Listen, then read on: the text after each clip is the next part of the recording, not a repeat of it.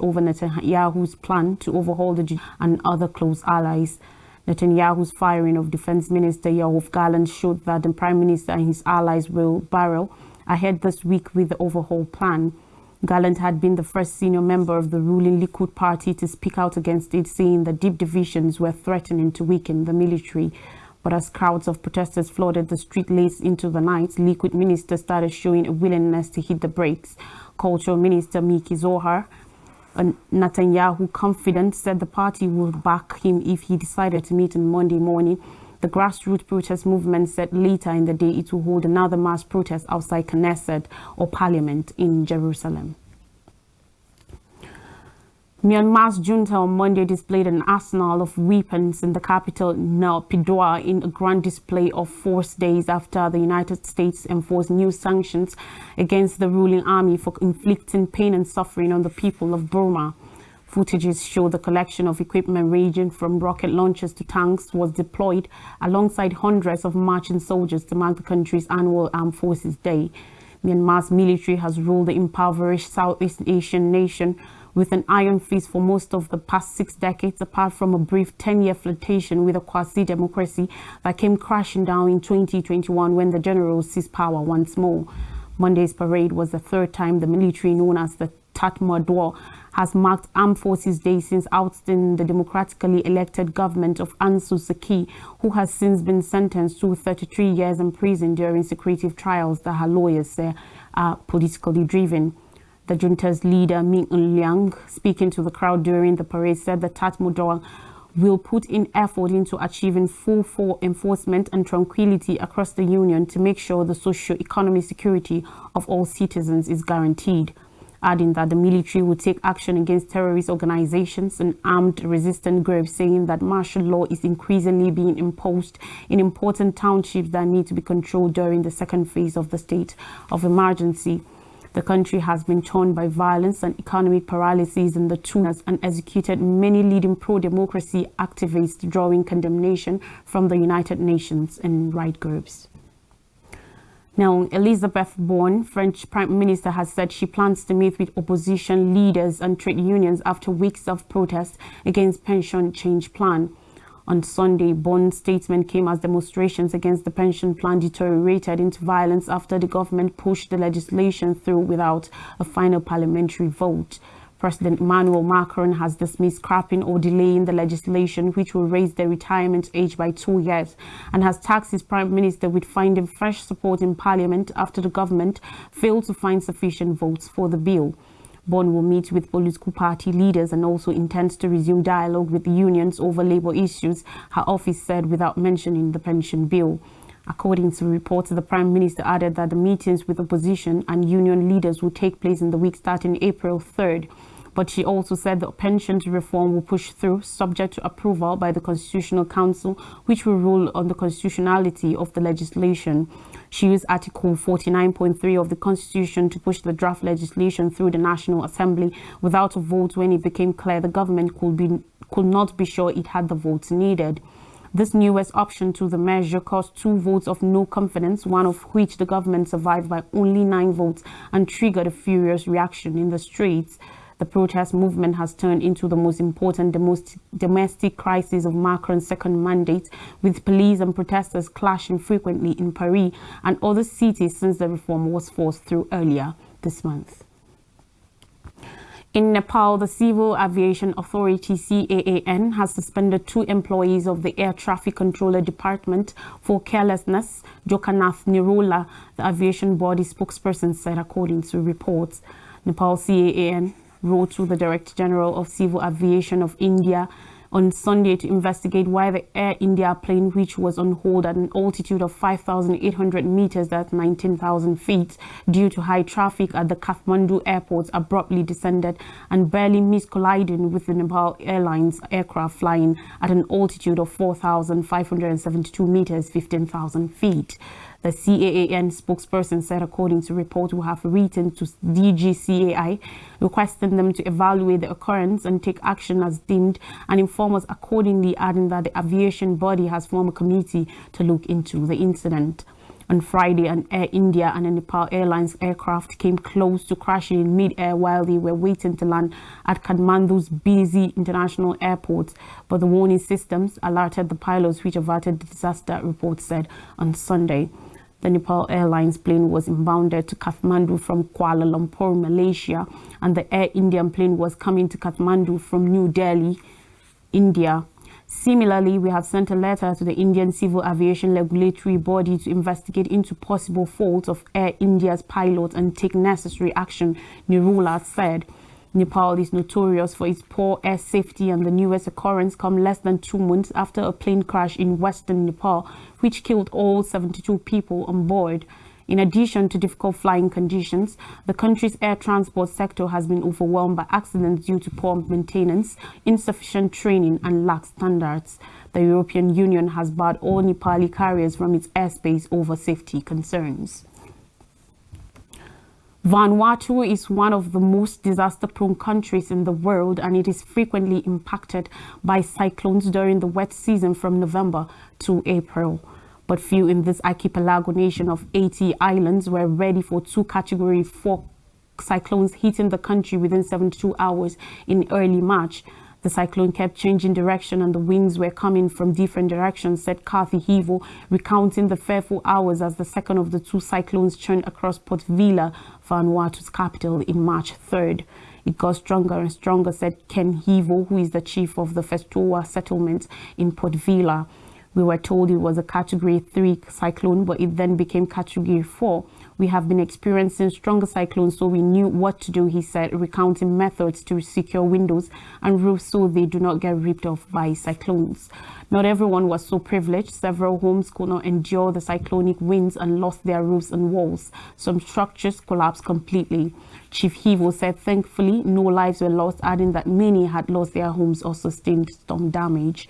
While post-cyclone recovery for people in Port Vila will take time, it will be counted in gas for less fortunate residents of the city's informal settlements like Festoa. On more stories, Russia-Ukraine war, diplomat says Moscow may demand compensations over Nord Stream. Russia might seek compensation over blasts from last year's explosions on the Nord Stream gas pipelines, according to reports citing a Russian diplomat. The pipelines, which linked Russia and Germany under the Baltic Sea, were hit by mysterious blasts last September in what Moscow called an act of international terrorism. Dmitry Berichevsky, the head of Russia's Foreign Ministry Department for Economic Operations, said we do not rule out later the raising of the issue of compensation for damage as a result of the explosion of the Nord Stream gas pipelines, adding that Western countries were opposing a Russia-prepared draft United Nations Security Council resolution demanding an independent international investigation of the Nord Stream blast. Despite this, we intend to continue to insist on a comprehensive and open international investigation with the mandatory participation of the Russian representative, Berichevsky said. The Nord Stream pipelines were designed to bring Russian gas to Germany, though since Moscow's invasion of Ukraine a year ago, Berlin has taken measures to decrease its reliance on Russian hydrocarbons. Now, after dissenting U.S. exercises, North Korea launches ballistic missiles. According to the South Korean military, North Korea has launched 2 ballistic missiles into the sea off its east coast after protesting joint military drills by the United States and South Korea. The South Korean Joint Chiefs of Staff JSC said the missiles were fired from North Korea's Hwanghae province shortly before 8 a.m. local time on Monday, 23 o'clock GMT Sunday. The JSC condemned the launches as a violation of United Nations Security Council resolutions and said it will continue military exercises as planned. We will keep a close eye on North Korea's various activities and maintain firm readiness posture based on the capability to overwhelmingly respond to any provocations, the JCS said in a statement. The Japanese government said the missiles are believed to have fallen outside of Japan's exclusive economic zone. It is lodged a strong protest with North Korea saying the neighboring country's missile firings threaten the safety and peace of Japan, the region, and the international community. The launches were North Korea's 7th missile event this month and underscore intensifying military tensions in the region as the pace of both Pyongyang's weapon tests and the U.S.-South Korea joint military drills has enhanced in recent months in a cycle of tit-for-tat reactions. The allies completed their most immense springtime drills in years last week, but North Korea is likely to add up its testing activity as the U.S. moves an aircraft carrier group to the peninsula this week for another round of combined exercises. Pyongyang asserts the drills are a preparation for an invasion and occupation, but Washington and Seoul say they are defensive in nature. North Korea has fired over 20 ballistic and cruise missiles across 11 launch events this year, and last week conducted what it described as a 3-day exercise that stimulated nuclear attacks on South Korean targets. Its tests also included a purported nuclear-capable underwater drone that it claimed is capable of setting off a huge radioactive tsunami that would destroy naval vessels and ports. North Korea was already coming off a record year in weapons testing, having launched over 70 missiles in 2022. It also set into law last year an escalatory nuclear doctrine that authorizes preventive nuclear raids in a broad range of scenarios where it may notice its leadership as under threat. I'll take a short break, and when I come back, I'll bring you stories from Nigeria.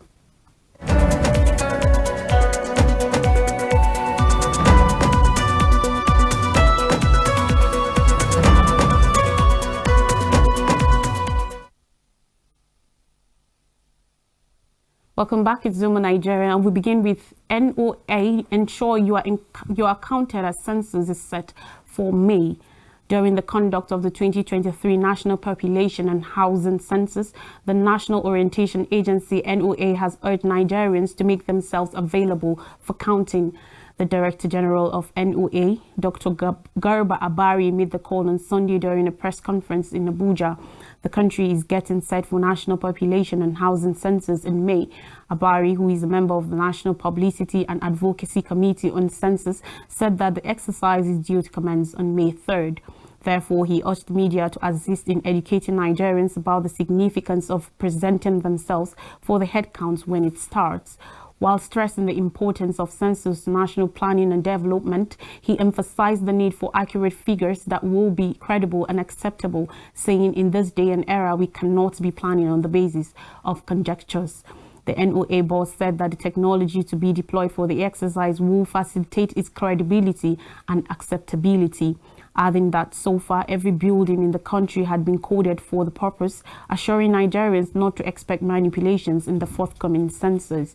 He expressed the commitment of NOA to mobilize Nigerians for the exercise through robust sensitization, saying that the federal government's consideration of the 2023 census as a priority program, despite challenges confronting the country, underscored why Nigerians should participate in the process. He added that we will ensure that all Nigerians are well informed to be properly counted. 10 Nigerians on United Kingdom visa watchlist over ethnic profiling.